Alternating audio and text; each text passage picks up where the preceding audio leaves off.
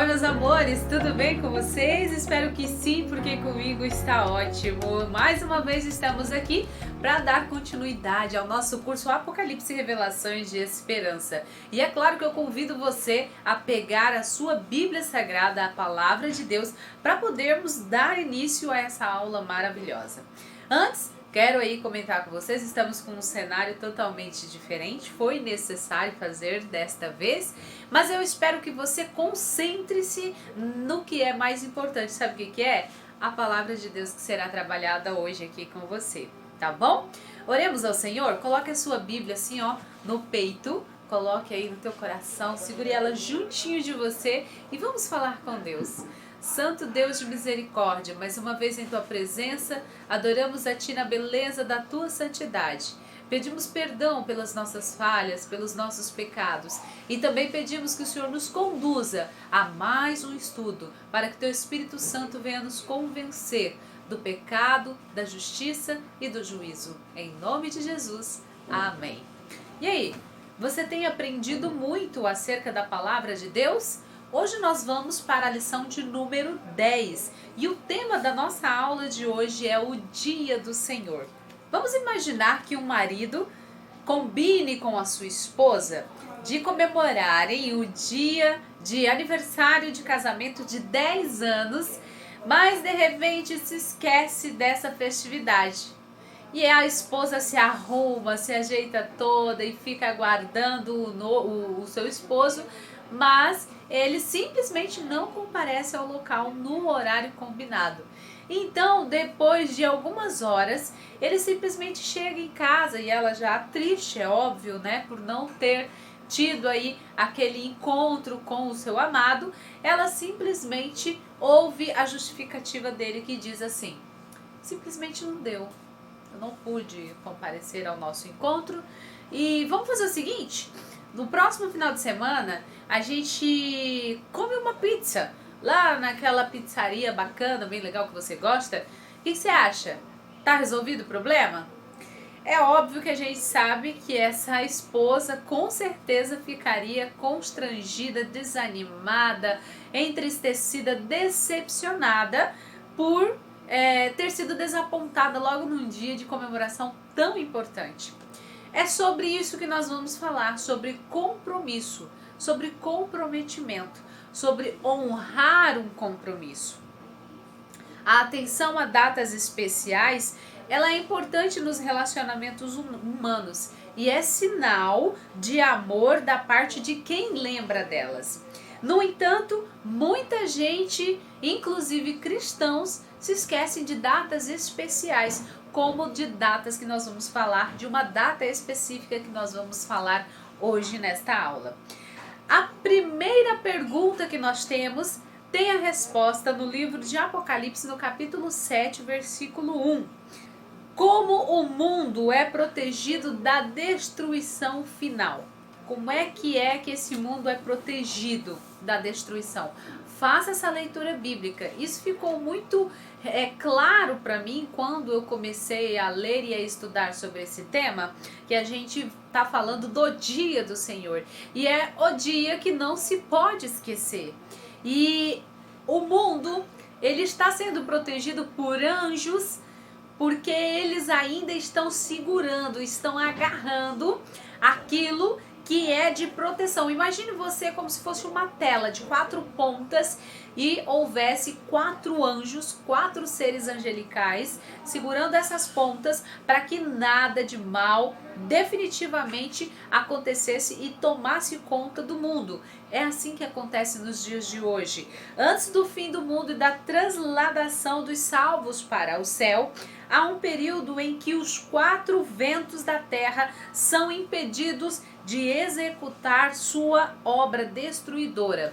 Esses 4 ventos, na linguagem profética, isso falando biblicamente, representam o mal, representam a destruição e a calamidade resultantes da ira de Deus contra toda a humanidade. Mais indicações sobre isso você pode encontrar lendo o livro de Jeremias, no capítulo 49, versículo 36, também o versículo 37, e em Jeremias, capítulo 51, o versículo 1 e o versículo 2. Agora, o que precisa ocorrer antes de os anjos liberarem esses 4 ventos entrarem em ação, hein? O que é que deve acontecer? Apocalipse capítulo 7, versículo 2 e versículo 3. Veja lá qual é a resposta correta. O que é que precisa acontecer? Veja bem, anjos simbolizam os instrumentos divinos que detêm esses 4 ventos, ou seja, as forças do mal de atuarem no mundo, até que esteja determinada a obra divina no coração humano e o povo de Deus seja selado na fronte. Além disto, a referência simbólica aos 4 cantos da terra indica que o mundo está sob forte ameaça. Agora imagine você observando um relacionamento. E ali tem um casal e de repente tem alguém, né, neste relacionamento que está observando de longe e esta pessoa simplesmente está querendo interferir neste relacionamento. E você está observando, você está vendo nitidamente que isso está acontecendo. A tua vontade, o teu desejo é óbvio de comunicar ao casal, olha, tá acontecendo isso, fulana ou fulano está tentando interferir, está trazendo o mal, observem, cuidado, vigiem, né? Não é este o desejo, naturalmente? Pois esta deve ser a nossa vontade. Porque o dia do Senhor está próximo, o dia da segunda vinda do Senhor está próximo e o mundo está prestes a um colapso jamais visto. E nós que sabemos desta profecia, nós que sabemos deste acontecimento que está por vir, nós precisamos avisar, nós precisamos comunicar o maior número de pessoas possível. Agora vamos para Isaías no capítulo 8, versículo 16, diz assim a palavra de Deus: resguarda o testemunho, sela a lei no coração dos meus discípulos. Vós sois discípulos do Senhor. O selo, veja bem, o selo, ele era algo muito comum na época em que a Bíblia foi escrita. E como nós falamos na aula anterior sobre os 7 selos, nós temos uma característica comum de como é que é composto esse selo. Primeiro, no selo, ele deveria ter então 3 elementos básicos, que é primeiro o governante, o nome do governante, o seu cargo e também o território de seu domínio. Tudo isso devia estar contido neste selo. Agora vamos voltar para o nosso estudo e verificar na Bíblia Sagrada qual dos mandamentos, qual dos 10 mandamentos é que tem essa garantia de selo descrita. Então, só lembrando, as 3 características existentes neste selo devem ser o nome do governante, o seu cargo e, por fim, a descrição do território de domínio deste governante. Eu vou acompanhar com você na Bíblia Sagrada, lá em Êxodo, no capítulo 20 e o versículo do 8 ao 11. Abra sua Bíblia juntamente comigo aí. Vamos lá, livro de Êxodo, segundo livro da Bíblia, tá? Onde fala dos 10 mandamentos. Êxodo capítulo 20, do versículo 8 a 11. Leia comigo. Lembra-te do dia de sábado para o santificar. 6 dias trabalharás e farás toda a tua obra. Mas o 7º dia é sábado do Senhor. Lembra do selo, dos 3 elementos básicos? Então, o primeiro elemento básico é o nome do governante. Então, o sábado aqui é de quem? Do Senhor. E ele é o quê? Teu Deus. Aqui tem um nome, tem um sobrenome, não é verdade? Do Senhor teu Deus. Não farás nenhum trabalho, nem tu, nem teu filho, nem tua filha, nem teu servo, nem tua serva, nem o teu animal, nem o forasteiro das tuas portas para dentro, porque em 6 dias fez o Senhor os céus e a terra, o mar e tudo que neles há, e ao sétimo dia descansou.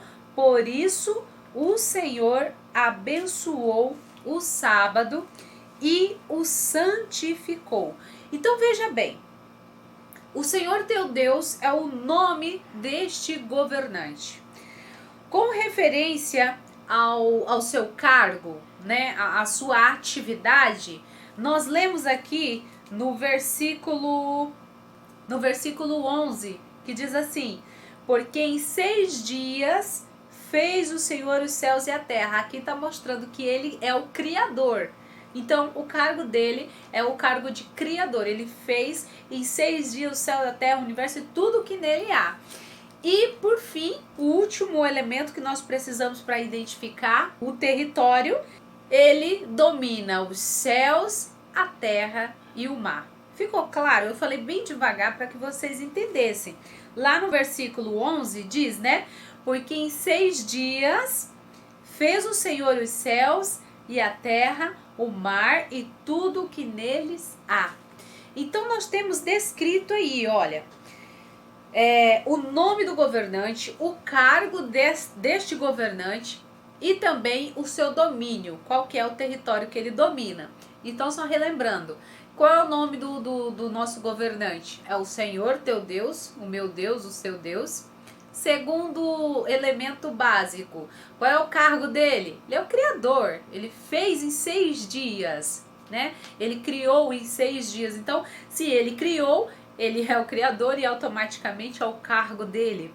E por fim, o terceiro elemento, qual é o território de alcance e de domínio? E aí nós vemos que é o céu, a terra, o mar e tudo o que há no universo. Amém? O quarto mandamento, então, da lei de Deus é o único dentre os 10 mandamentos que traz essa tipologia do selo totalmente esclarecida e revelada para nós. Agora vamos ler em Êxodo, capítulo 31, versículo 17, onde nós temos a explicação de como o sábado é identificado nas Escrituras Sagradas. Abra sua Bíblia e identifique o sábado enquanto um sinal. O sábado é apresentado nas Escrituras como memorial da criação. Êxodo 20, versículo 11. Sinal de santificação. Veja bem, primeiro, o memorial da criação. Segundo, o sinal da criação. Êxodo capítulo 31, versículo 13. Também Ezequiel capítulo 20, versículo 12 e também o versículo 20. E também é um símbolo de liberdade obtida no Êxodo, né? Na saída do povo do Egito. Deuteronômio capítulo 5, do versículo 12 ao versículo 15. É, portanto, sinal da criação, santificação e libertação. O selo aplicado na fronte em Apocalipse capítulo 7, versículo 2 e 3, que nós vimos agora há pouco, significa a aceitação voluntária de todo ser para ouvir, atender, guardar e verdadeiramente viver os mandamentos do Senhor. Em especial, o quarto mandamento, que é a guarda do sábado, por ser este cristão criatura e propriedade de Deus. Vocês estão me entendendo? Lá em Lucas, no capítulo 4, versículo 16, nós temos qual era o costume de Jesus em relação ao sábado. Porque nós ouvimos muitas pessoas dizer que Jesus não tinha nada a ver com o Antigo Testamento e com a guarda dos 10 mandamentos, inclusive do sábado. Mas ele simplesmente, olha, a Bíblia diz que o sábado é um sinal perpétuo entre Deus e o teu povo. Êxodo 31, versículo 16 e 17. E também demonstra claramente que o sinal é para todo crente, independente de sexo, independente de raça, de tribo, de cor, de nação ou qualquer outra característica. Leia Isaías capítulo 56, o versículo 1 até o 7. Jesus demonstrou sua validade fazendo do sábado um dia de culto e de benefício ao próximo. Leia também Lucas capítulo 4, versículo 16 e Mateus capítulo 12, versículo 12. Em mesmo e mesmo a sua própria mãe e outras seguidoras, diante de sua morte, não embalsamaram o corpo de Jesus após a sua morte no sábado. Eles esperaram o que, gente? O dia seguinte. Abra sua Bíblia, tá escrito, tá claro. Lucas capítulo 23, do versículo 54 ao 56. Agora abra sua Bíblia no livro de Daniel, no capítulo 7, versículo 25. E nós vamos ver o que foi profetizado referente ao inimigo de Deus e a seu povo com relação à lei de Deus. Essa eu quero ler com você, tá? Vamos lá então abrir a Bíblia em Daniel, capítulo 7, e o versículo é o 25. Olha lá, diz assim a palavra do Senhor: proferirá palavras contra o Altíssimo, magoará os santos do Altíssimo e cuidará em mudar os tempos e a lei. E os santos lhe serão entregues nas mãos por um tempo, 2 tempos e metade de um tempo. Não dá tempo para a gente entrar nessa abordagem das tardes e manhãs, né? Dessa profecia. Mas no comecinho do versículo fica claro que haveria uma força contrária para mobilizar os santos, para interferir na vida dos ditos cristãos e mudar os tempos e a lei. Qual é essa lei? É a lei de Deus. Isso deixa claro que o que acontece hoje de adoração ao domingo, de cultos aos domingos, e esquecendo-se da lei de Deus, da recomendação de adoração ao sábado, santo do Senhor, é simplesmente uma ação do inimigo. Nós precisamos nos atentar, pois isso foi profetizado há milhares de anos e nós vemos hoje acontecendo. Na aula anterior a gente explicou direitinho como é que foi instaurado essa questão, não sei se foi na aula anterior, não, na outra, né?